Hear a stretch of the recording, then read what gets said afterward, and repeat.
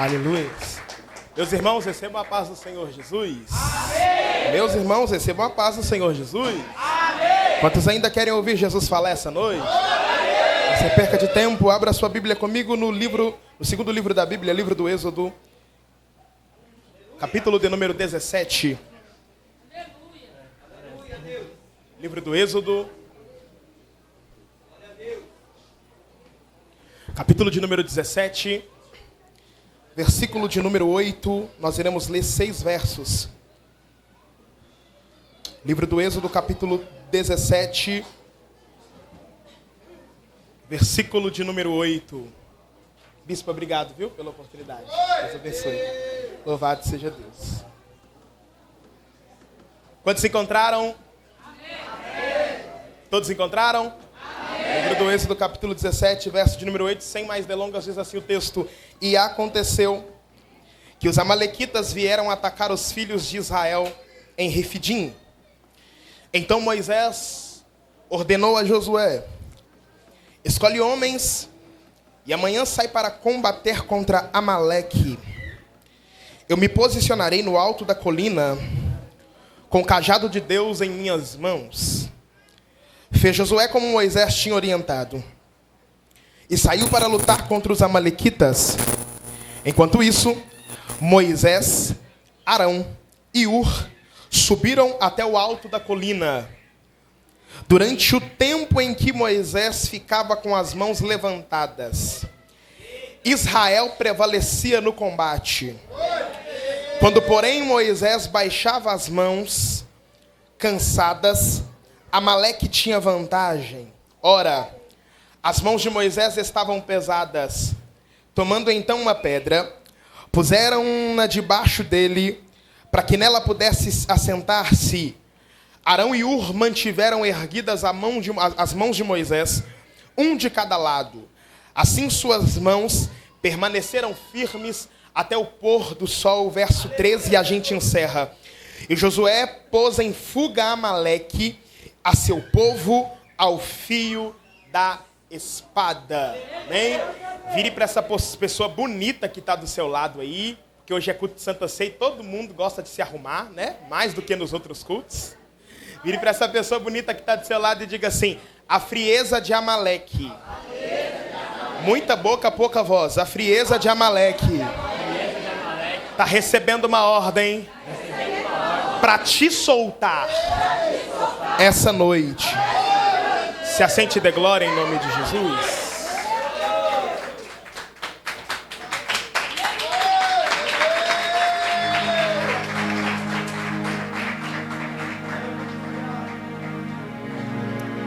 Meus irmãos,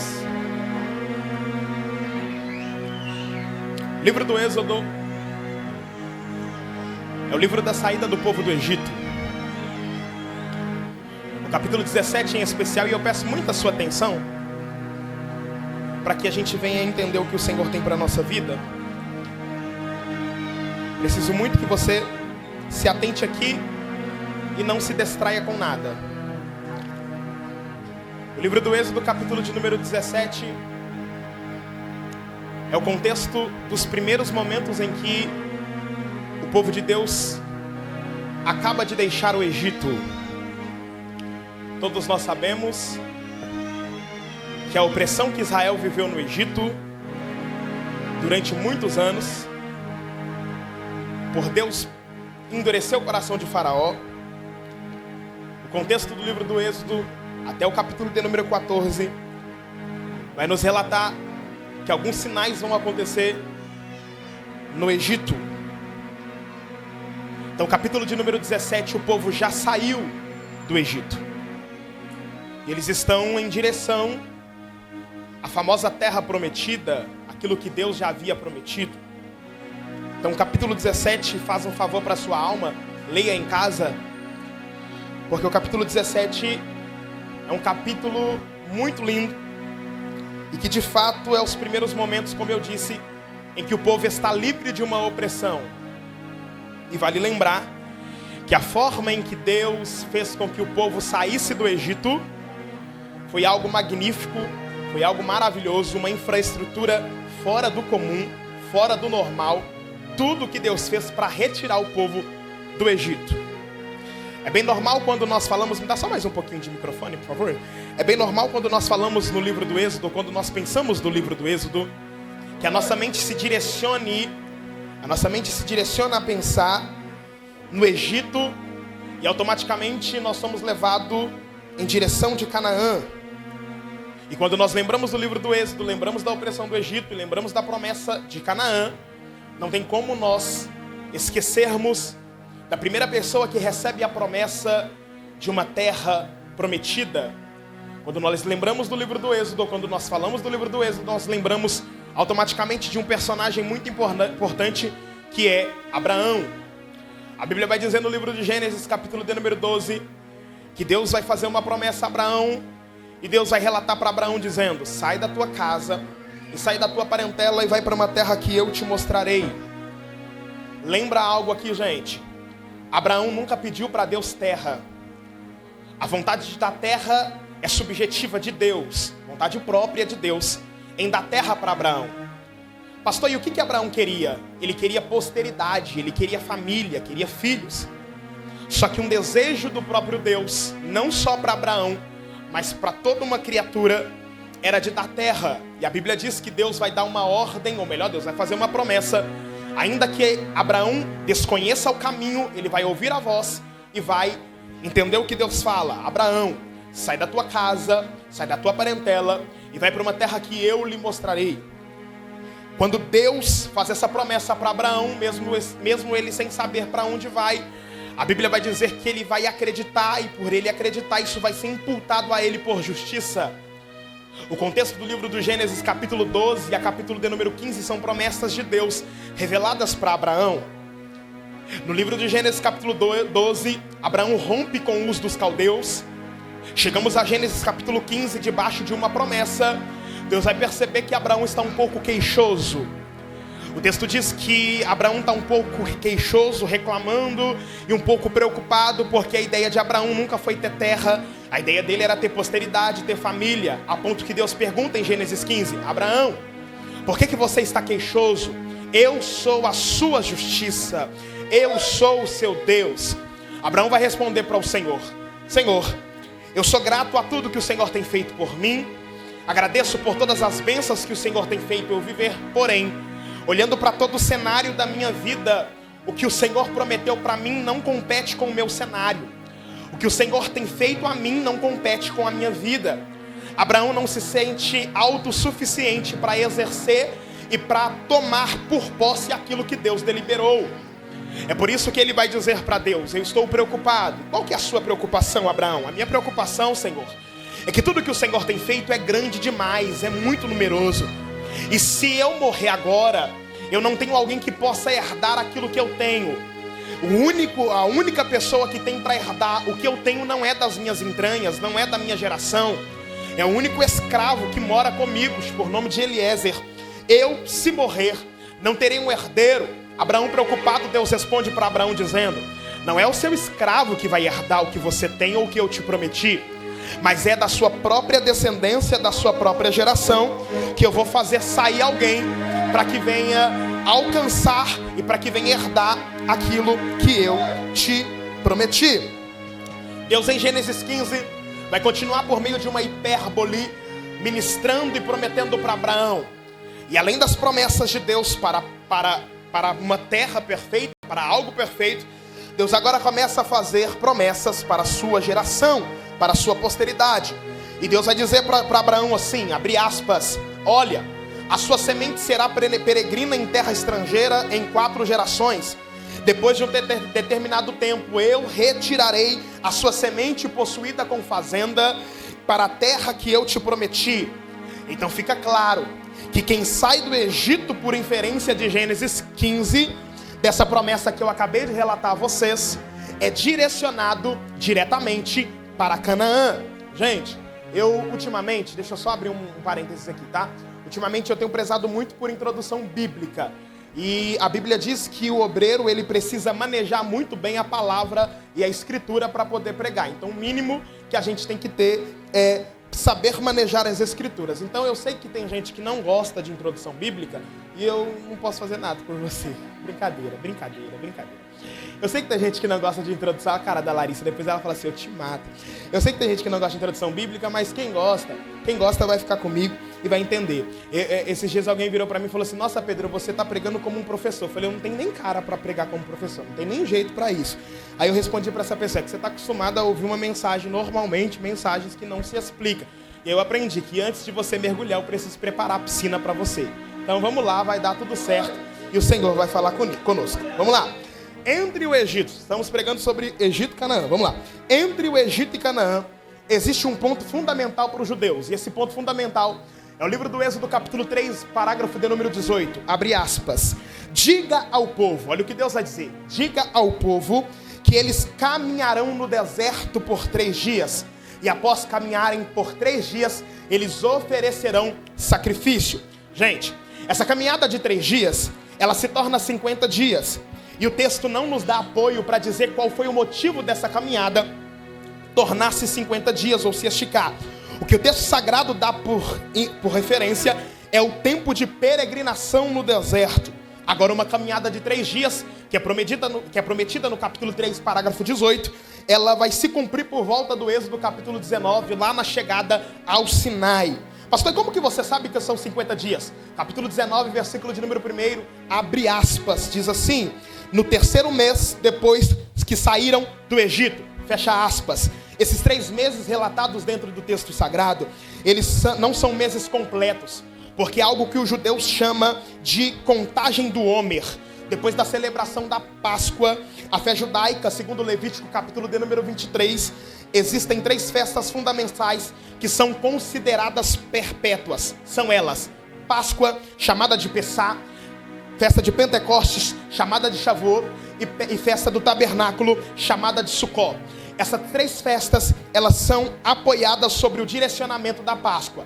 Então celebra-se a Páscoa, conta-se 49 dias, chamada-se contagem do homem, passa ao 50º dia, que é a festa de Pentecostes, é o que Israel está vivendo.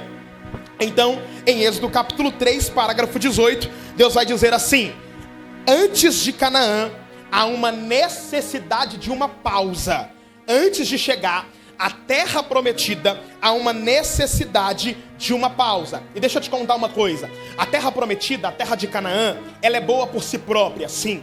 O próprio Deus vai dar testemunho dessa terra no livro de Deuteronômio. Mas olhe para mim, porque a terra de Canaã, ela não é boa apenas por conta de si própria, não.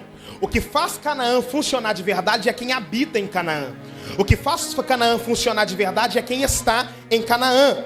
É por isso que Deus vai dizer para o seu povo, para que Canaã venha a ser uma terra frutífera, para que Canaã venha a ser uma terra abençoada, eu dependo que vocês me obedeçam. E olha só que coisa, gente. Obedecer a Deus não está atrelado a ter bênçãos materiais. Obedecer a Deus não está atrelado a apenas ter bênçãos dos céus.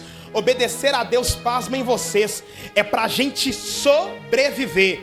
Pastor, você está dizendo que se a gente não obedece a Deus, Deus nos amaldiçoa? Não, pelo contrário.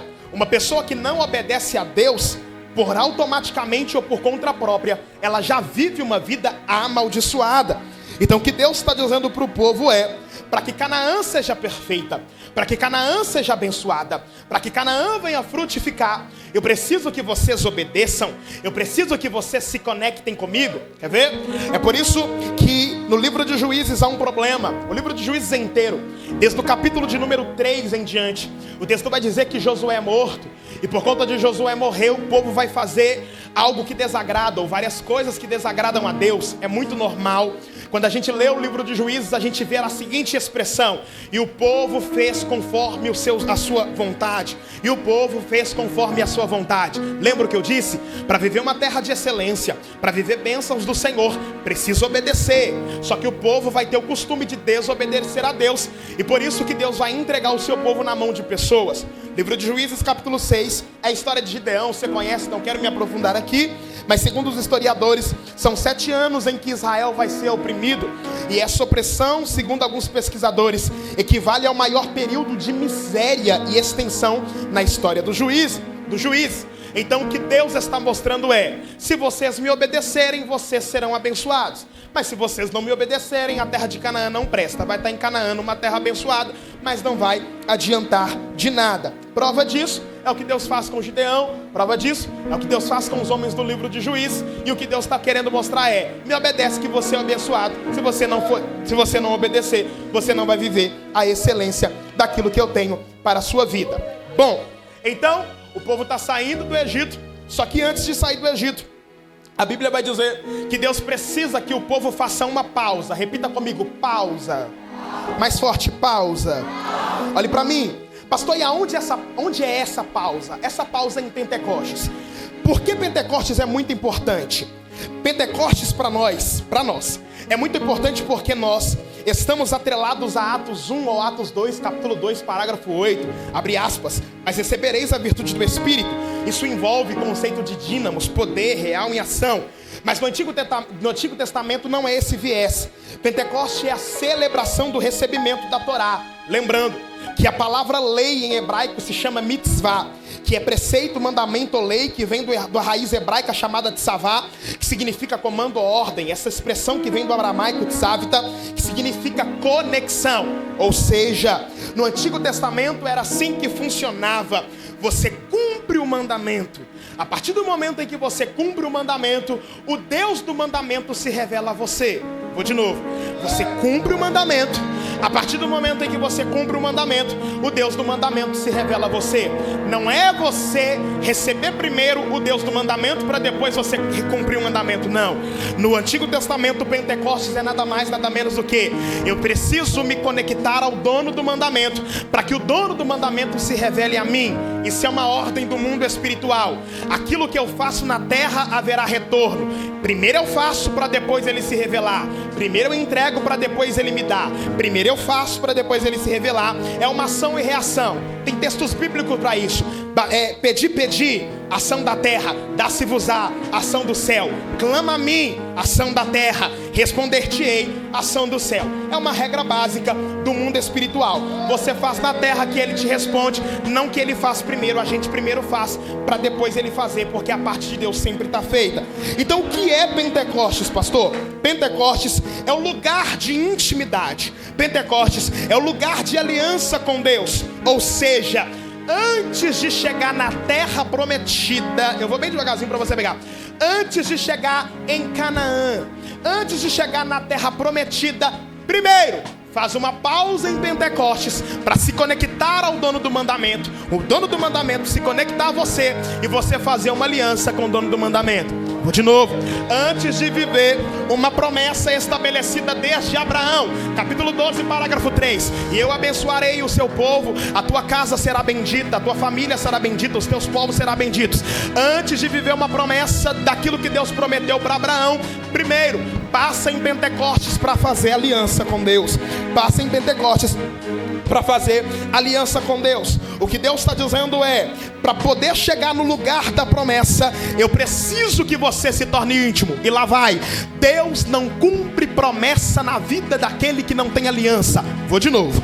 Deus não cumpre promessa naquele que não tem tempo para parar em Pentecostes. Eu acho que você não entendeu. Então deixa eu explicar isso aqui. A gente acha que Pentecostes é pular, é rodar, sapatear, falar em línguas estranhas. Mas o dono do mandamento que está aqui está dizendo: pelo contrário, Pentecostes é relacionamento, Pentecostes é comunhão, Pentecostes é concerto. Para quem não sabe, a palavra aliança no hebraico se chama Brit Milá.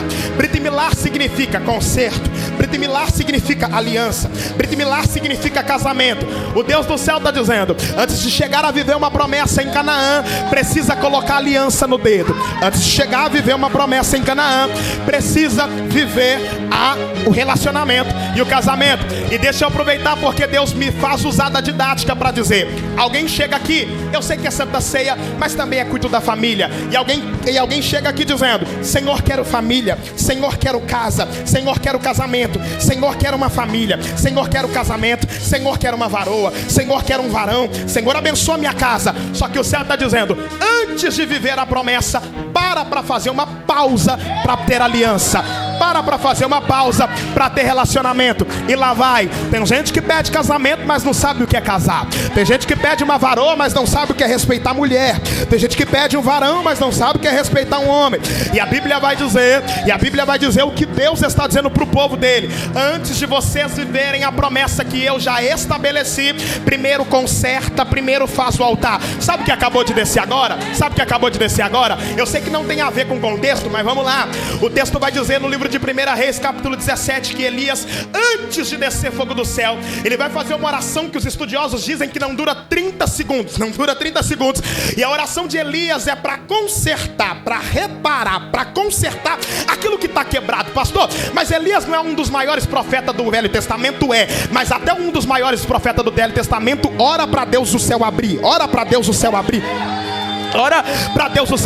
Deixa eu liberar isso aqui. Eu abri um parênteses para profetizar, porque eu estou sentindo Jesus aqui. O que o céu está dizendo é: você quer casa? Então para em Pentecostes para fazer aliança. Quer varão? Para em Pentecostes para fazer aliança. Quer varoa? Para em Pentecostes para fazer aliança. Quer casamento? Para em Pentecostes para fazer aliança. Por quê? Porque Deus não vai te dar casamento se não fizer aliança. Deus não vai te dar casa se não fizer aliança. Deus não vai te dar carro se não fizer aliança. Primeiro faz aliança para depois viver promessa. Entre a saída do Egito e a chegada em Canaã, Diego, existem duas guerras. E essas duas guerras Israel vai enfrentar, mas de maneiras diferentes. A primeira guerra é uma guerra que Israel não vai pelejar. Que guerra é essa, pastor?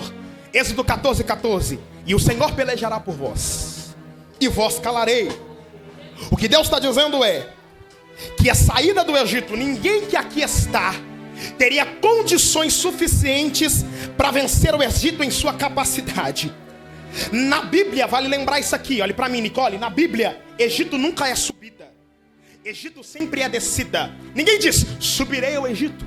Todos diziam, descerei ao Egito. Na Bíblia, Egito nunca é subida, Egito sempre é descida. Ou seja, Israel, enquanto está no Egito, vivia uma vida de declínio. Enquanto Israel está no Egito, vivia uma vida de descida. E o que é que vai fazer Israel mudar a sua rota? Vamos lá? Se o Egito é lugar de descida, enquanto Israel está no Egito, vive uma vida de declínio. O que faz Israel mudar a direção e começar a subir para a terra prometida é sacrificar o cordeiro. Sacrificar o cordeiro. E calma que eu vou te explicar isso aqui. A ação de comer o cordeiro é internalizar aquilo que está fora para dentro. Vamos de Bíblia. Deus vai dizer para Moisés, capítulo 14 do livro de Êxodo: Moisés, é o seguinte, o que, Senhor? Fala que eu ouço. Eu vou liberar o meu povo. Acabou a tormenta, acabou a palhaçada de Faraó. Vou liberar o meu povo para ir embora daqui. Só que antes, faz algo para mim. Reúne toda a congregação. E eu reuni toda a congregação, você vai dar uma ordem. Qual? A última praga, a 10ª praga que eu vou ordenar e que eu vou dar para o Egito é a morte de todos os primogênitos. E avisa o meu povo. Qual o aviso que é, Senhor? Fala direitinho para eu não errar. Lá vai. O aviso é: avisa ao meu povo que o anjo da morte vai passar em todas as casas, mas aquele que matar o cordeiro, pegar o sangue do cordeiro e passar nos umbrais da porta, a morte passa, mas não leva. A morte passa, mas não leva. A morte passa, mas não leva. A morte passa, mas não leva. A morte passa, mas não leva. A morte passa, mas não leva. Percebeu? Para viver livramento tem que obedecer. Para viver livramento tem que obedecer. Qualquer ordem, Senhor, pega o sangue do cordeiro e passa sobre os umbrais da porta. Tem mais, tem mais. Na noite de saída de vocês, faz o que, Senhor? Pega o pão asmo, pão sem fermento, e come esse pão. Com o que? Além de comer o pão, pega o cordeiro sem mancha, sem nenhuma mancha. Pega o cordeiro, mata o cordeiro e oferece em sacrifício, e depois come o cordeiro. Ou seja, o que Deus está dizendo é: hoje é o dia de eu te tirar da opressão. não. Hoje é o dia de eu te tirar do cativeiro. Mas antes de... Ai, meu Deus. Antes de eu te tirar do cativeiro, existem algumas regrinhas para você. Primeiro, passa o sangue do cordeiro na porta. Segundo, come o pão sem fermento. E terceiro, come o cordeiro. Pastor, por que precisa passar o sangue do cordeiro? Porque o sangue do cordeiro é aquele que limpa. O sangue do cordeiro é aquele que guarda. O sangue do cordeiro é aquele que protege. Por que comer pão sem fermento? Porque o que Deus está dizendo é: quem é meu não come nada com fermento. Quem é meu não come nada misturado. Quem é meu come o que é puro. E por que comer cordeiro? Olhe para mim, olhe para cá. O que Deus está dizendo é: coma o cordeiro. Repita comigo: coma. Não, mais forte: coma o cordeiro.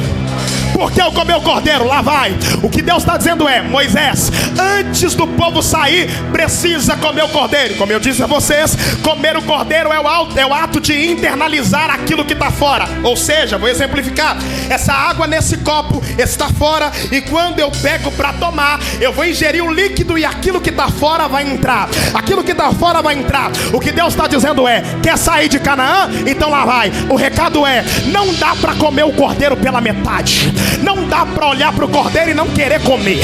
Não dá para fazer carinha feia. Por que não?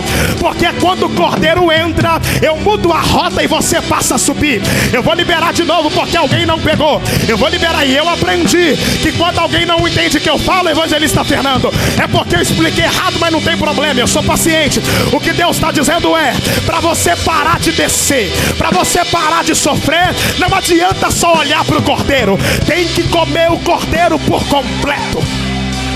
Tem que comer o cordeiro por completo. E lá vai. A primeira coisa quando o cordeiro entra, já comecei. A primeira coisa quando o cordeiro entra não é mudar o teu status social.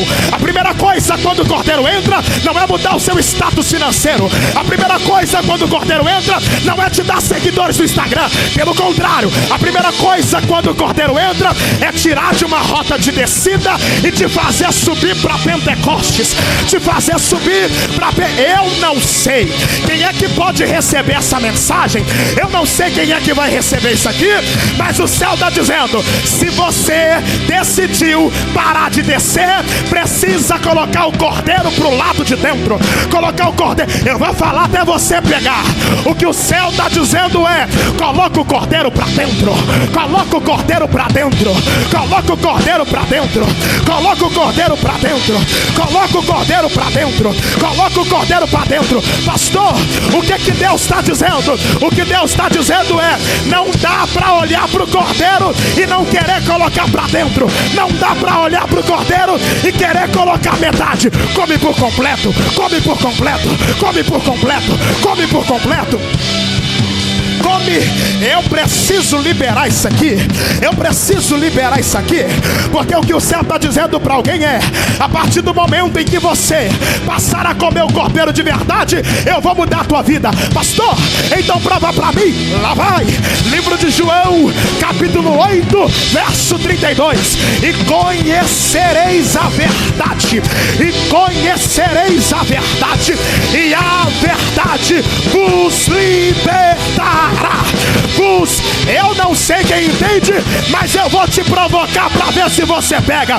Tem gente que vem para a igreja na terça, na quinta, no domingo, na consagração, mas até hoje não colocou o cordeiro para dentro. Até hoje não colocou. E o céu está dizendo: quer viver uma vida de libertação? Coloca o cordeiro para dentro. Cordeiro para dentro.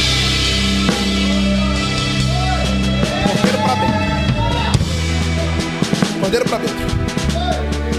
Pastor, dá para olhar o cordeiro e ficar sem comer? Não dá. Pastor, dá para olhar o cordeiro e não se relacionar? Não dá. Sabe o que Deus está dizendo? A sua... meu Deus do céu, agora eu vou falar. Lá vai. O que Deus está dizendo é: a sua frequência de culto não te faz mais santo que ninguém. Tem que colocar o cordeiro para dentro.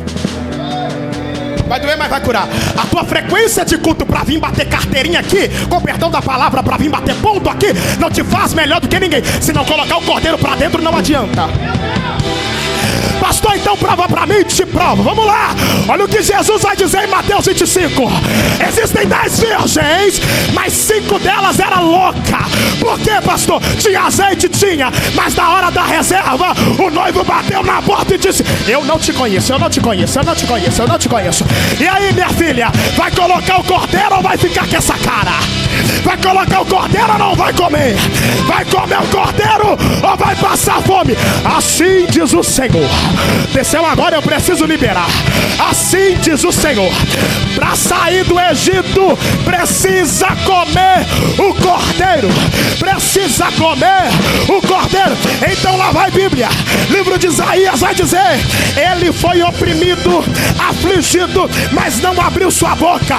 Como um cordeiro foi levado ao matadouro, e como ovelha muda perante, assim ele não abriu a sua boca.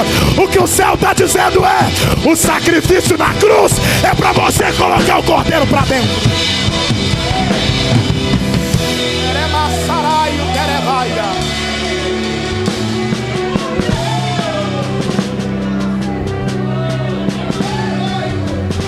Sabe qual que é o nosso problema? A gente até sabe aonde o cordeiro está, só que a gente ainda não teve coragem para comer o cordeiro. E sabe o que Deus está dizendo? Quer mudar a rota da tua vida? Come o cordeiro. Pastor, o que é comer o cordeiro? Relacionamento de dentro para fora. Como assim? Relacionamento de dentro para fora. É alguém ver que você tem Deus por onde você passa. Eu estou sendo guiado por Deus aqui. Te confesso que não estava no meu script para pregar isso aqui, mas eu preciso liberar. O que o céu está dizendo é: eu estou cansado de uma geração que só tem aparência de cordeiro, mas o cordeiro não está dentro. Não está dentro, não está. Só tem aparência de que é. Isso se chama sofisma. Sofisma no dicionário Aurélio é aparência de verdade, mas o fundo é mentiroso. Aleluia, aleluia. O que Deus está dizendo para Moisés é: Moisés, antes de chegar em Canaã, coloca o cordeiro para dentro. Aleluia. Deixa eu correr. Há um grito de Paulo no livro de Efésios capítulo 2, parágrafo 1: e vos vivificou, estando vós mortos em delitos e em pecado. Ou seja, se o cordeiro não entrasse, você estaria morto. Não sei quem é que vai entender, mas eu vou falar de novo. Se o cordeiro não entrasse, você estaria no Egito até hoje. Se o cordeiro não entrasse, Faraó estava te oprimindo, te amassando e te deixando no chão até hoje. Se o cordeiro não, eu sinto Deus. Se o cordeiro não entrasse até hoje. Mas eu gosto da Bíblia, eu gosto da Bíblia, eu gosto da Bíblia. Porque a Bíblia vai dizer que Jesus, quando ele foi entregue na mão de Pilatos, alguém veio e deu um tapa na cara de Jesus. Isso me fez chorar. E quando Jesus está dizendo, quando Jesus recebe o tapa, ainda em julgamento, ele vai dizer: por que tu está me agredindo? Sendo que o que eu estou falando é verdade. O meu reino não é daqui, o meu reino é lá de cima. E vocês sabem da onde eu sou. Eu vou liberar isso aqui para ver se você pega. O que Jesus está dizendo é: eu não morri na cruz à toa para você ficar indeciso. Não sei se vou, não sei se quero, não sei se faço aliança. Ai meu Deus, eu vou pregar. O que o céu está dizendo é: acabou esse negócio de ficar em cima do muro. Ele morreu há mais de 2000 anos atrás para te dizer: ou vai ou racha, meu filho, ou vai ou racha.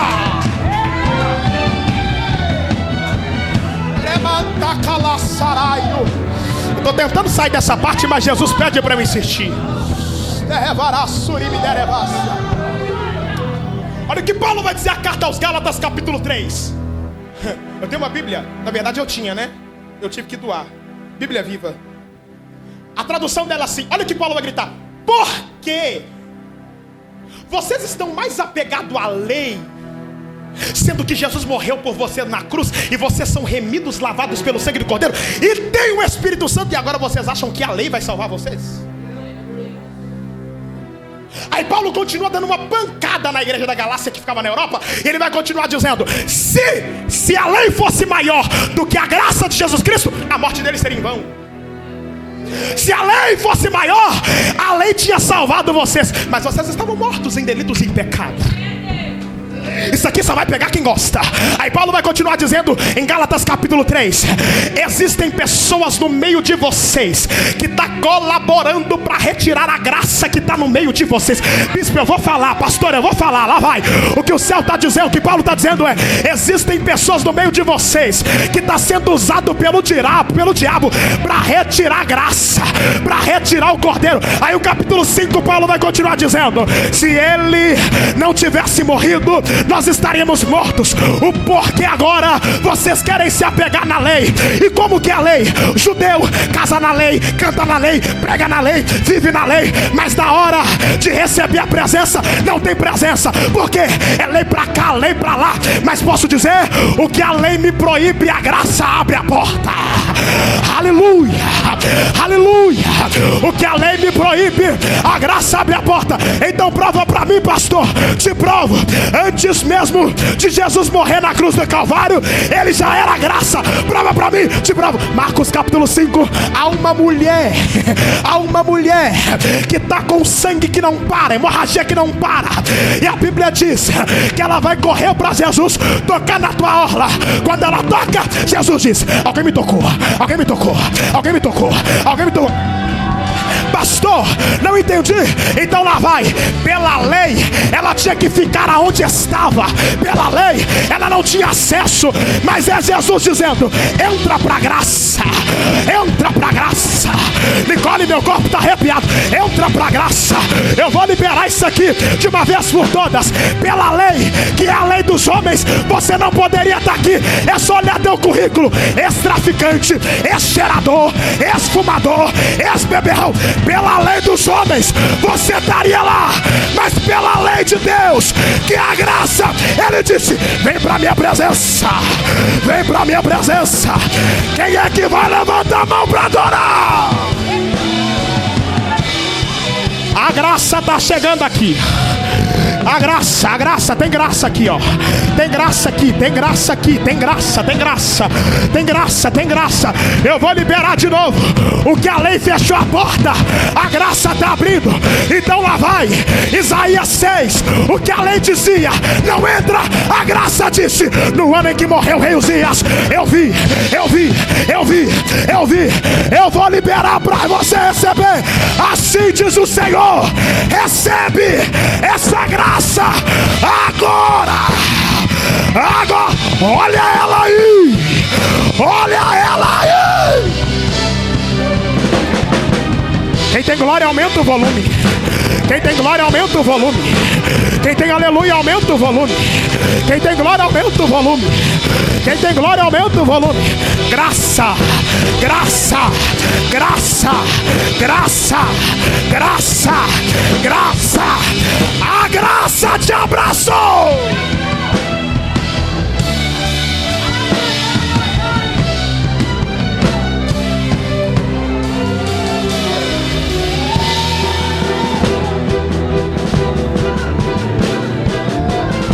Derreminaraio,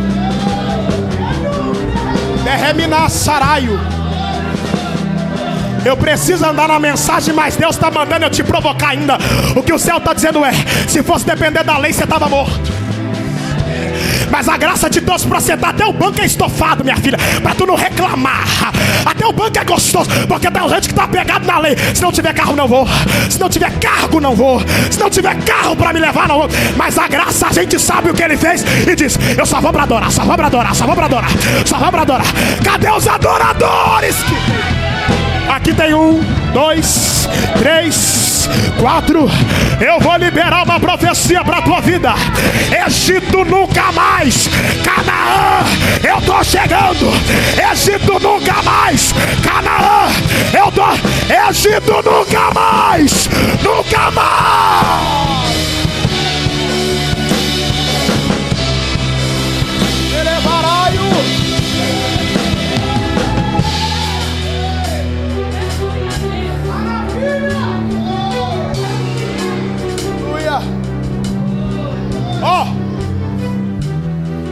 Entre o cordeiro entrar e fazer uma aliança com ele em Pentecostes, haverá uma segunda guerra. Repita comigo: segunda guerra. É mais forte: segunda guerra. Essa segunda guerra está acontecendo no texto que a gente acabou de ler. A guerra contra Amaleque. Eu preciso advertir que essa guerra aqui não é uma guerra comum. Não é uma guerra qualquer. Porque existem 6 ordens de Deus para que haja uma lembrança. Essas ordens para o povo judeu, elas são mandamentos. Existem 6 mandamentos que Deus diz para o povo de Deus não, para o seu povo, para que eles não se esqueçam dos acontecimentos. Lá vai, primeira. Deuteronômio capítulo 16, versículo 3. Não se esqueça da saída do Egito.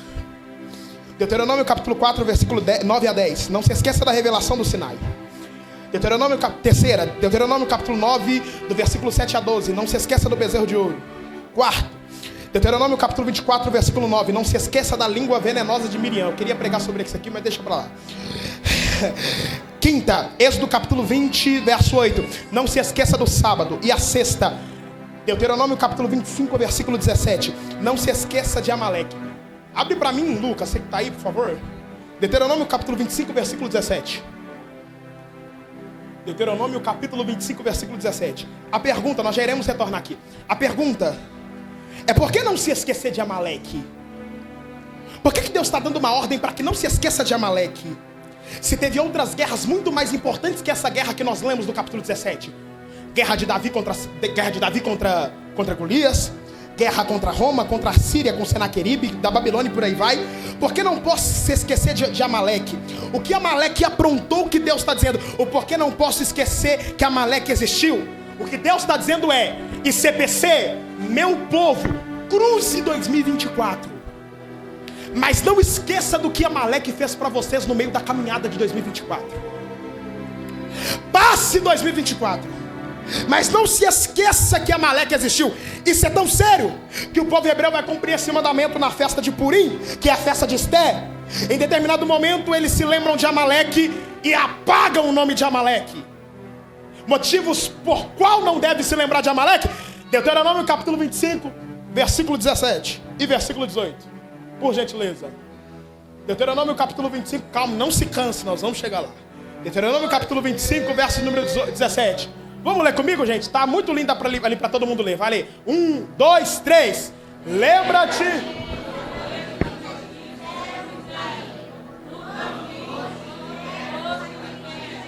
(18) Quando estava o quê? Quando estava o quê? E o que mais?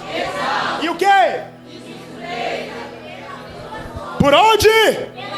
Por onde? Olhe para cá. O que Deus está dizendo é: primeiro, Amaleque não precisa ser provocado. Ninguém provocou Amaleque. Amaleque não precisa ser provocado. É ele que vem guerrear contra a gente. O que o hebreu quer é sair do Egito, subir para Pentecostes e ir para Canaã. Sair do Egito, subir para Pentecostes e continuar subindo para Canaã. Só que o problema está aqui. Quando o hebreu está no direcionamento de Deus para subir, o texto de Deuteronômio vai dizer que Amaleque vai atacar. E vamos lá. Ele não te odeia. Amaleque não odeia você porque você o provoca. Ele odeia você porque você está subindo. Olhe para mim, porque isso aqui é febre pentecostal. É loucura de achar que porque você canta, que você prega, que você toca, que o diabo está se levantando. Isso é loucura. O diabo não está nem aí se você canta, se você prega, se você toca, porque perante a Deus todos nós somos lavados pelo sangue do Cordeiro. E o que é que o diabo está preocupado? O diabo vai te atacar não é porque tu canta, porque tu prega ou porque tu toca. Ele vai te atacar porque você parou de descer e está subindo.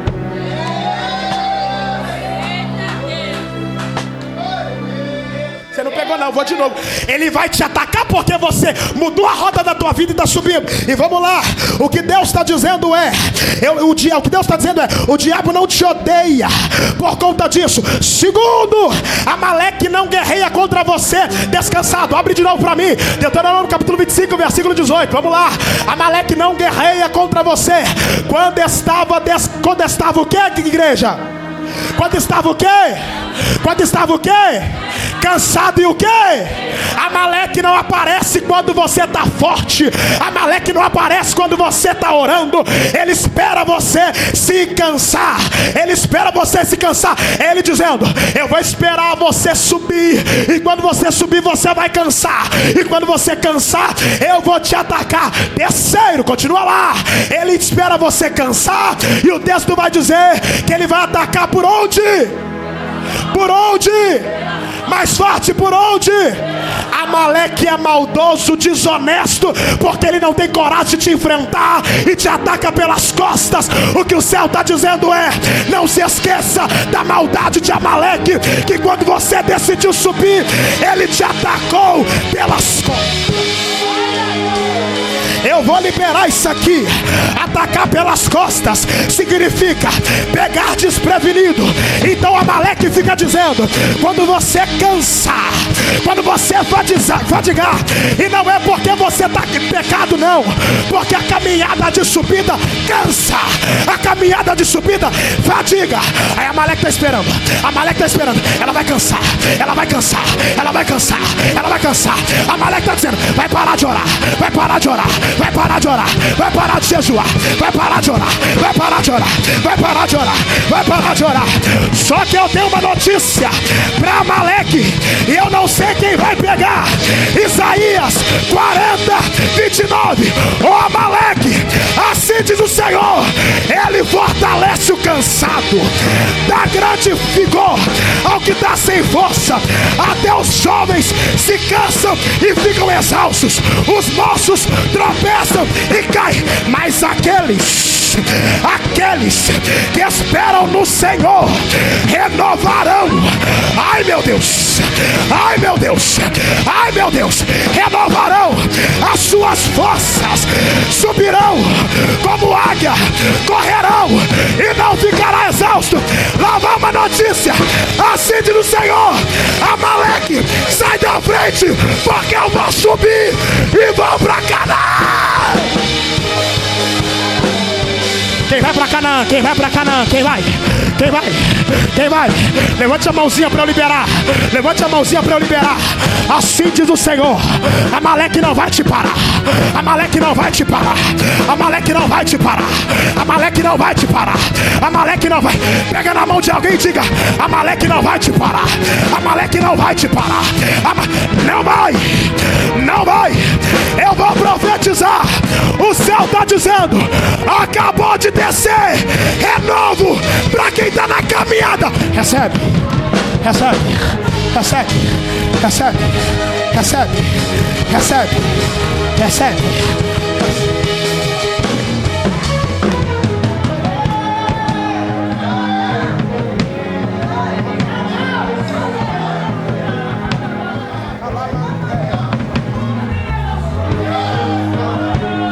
Há uma graça aqui, ó. Eu preciso liberar o que Deus falou pra mim. Pedro, diga pra quem quer: eu tô renovando a força do cansado agora. Pastora Helena, eu tô vendo como se fosse botija de azeite. E o céu tá dizendo: recebe força agora. Recebe, olha lá, olha lá, olha lá, olha lá, olha lá. Olha lá, olha lá, olha lá, olha lá. Olha lá. Enquanto você glorifica, Rose, eu libero uma profecia. Ô Moisés, Amaleque não tem força, Amaleque não vai vencer. Assim diz o Senhor: igreja viva, nós iremos chegar na nova Canaã. Vai chegar, vai chegar, vai chegar, vai chegar, vai chegar, vai chegar, vai chegar. Por favor, eu não tenho muito costume, mas coloca a mão no ombro de alguém que está do teu lado. Coloque e diga assim: se Amaleque tentar contra você, se Amaleque tentar te parar, eu vou te ajudar pra gente chegar em Canaã. Canaã, Canaã, Canaã, Canaã. Quem vai? Quem vai? Quem vai? Quem vai? Quem vai?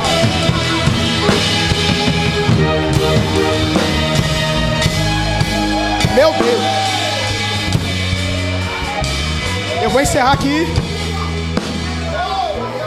Vou encerrar aqui. Não dá para continuar, o tempo já se foi. 5 minutos eu encerro, prometo. Olhe pra cá.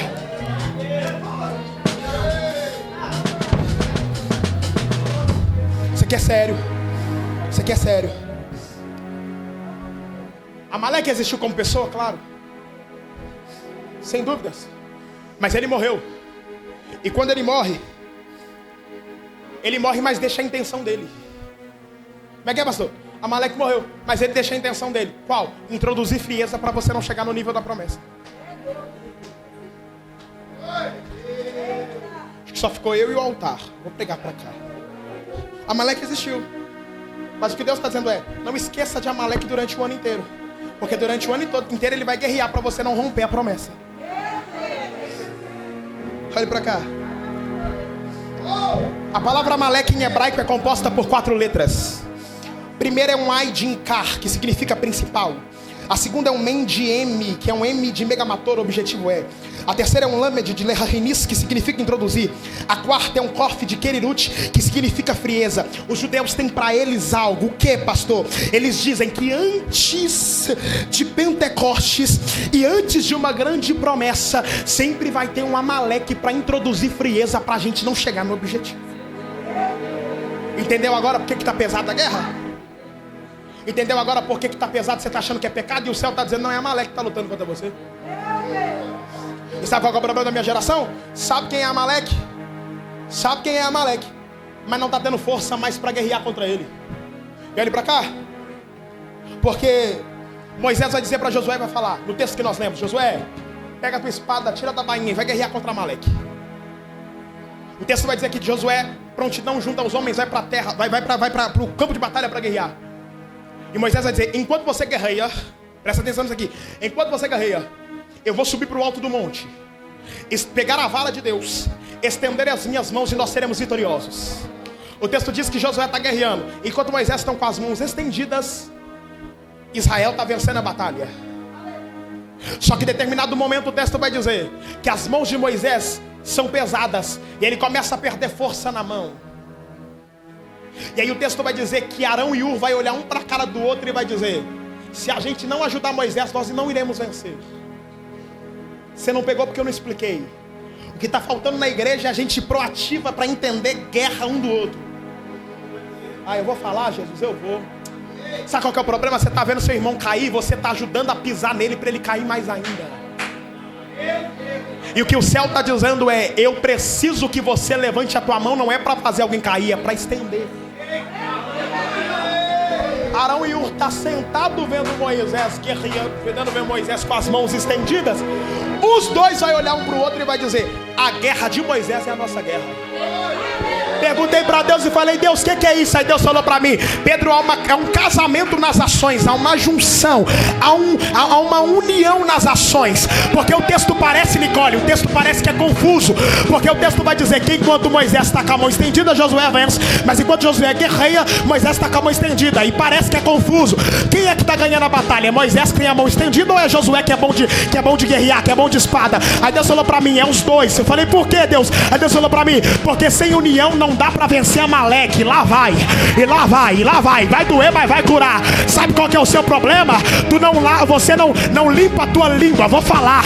Tu não limpa a tua língua 1 minuto, não guarda a tua língua 1 minuto para parar de falar do teu irmão. E o céu está dizendo: aí você precisa unir para ajudar ele a se levantar. Porque tem gente que é assim, fala em línguas estranhas aqui, mas lá fora fala palavrão. Aleluia. Dá a paz do Senhor aqui, mas lá fora tá falando mal do irmão. Eu vim pregar e vou pregar. Eu vim pregar e vou pregar. O que Deus está dizendo é: guarda essa língua, língua venenosa de Miriam. Guarda essa.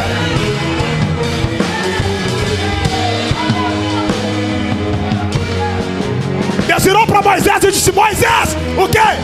Arão e Miriam tá falando mal de você. Resolve aí. Pastor, por quê? Porque tudo que está em oculto Deus revela.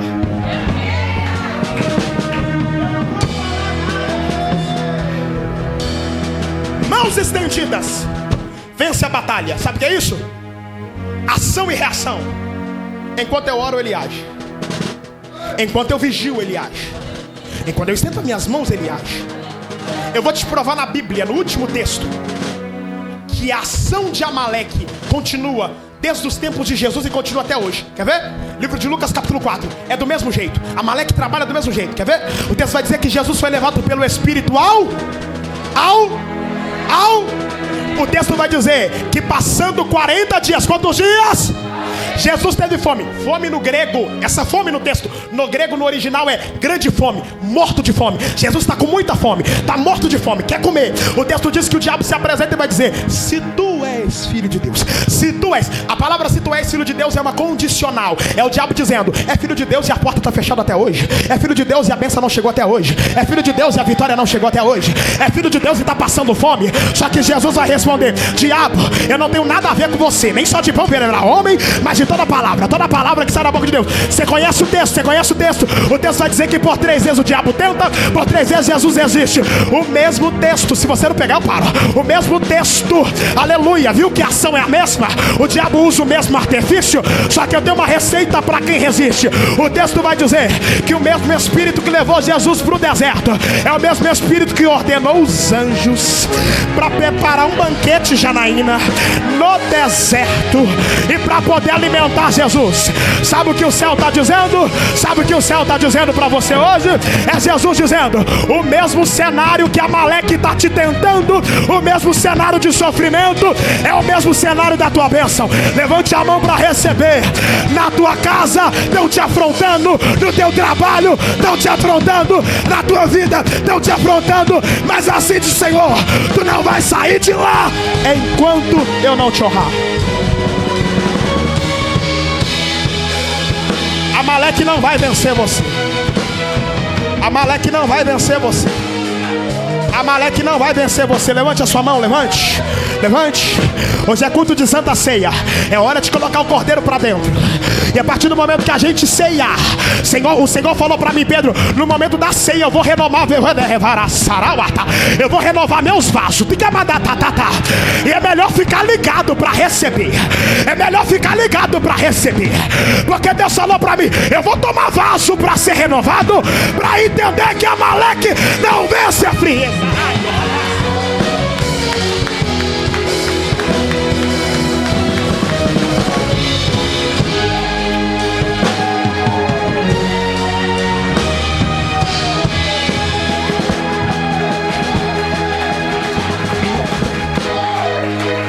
Oh, glória!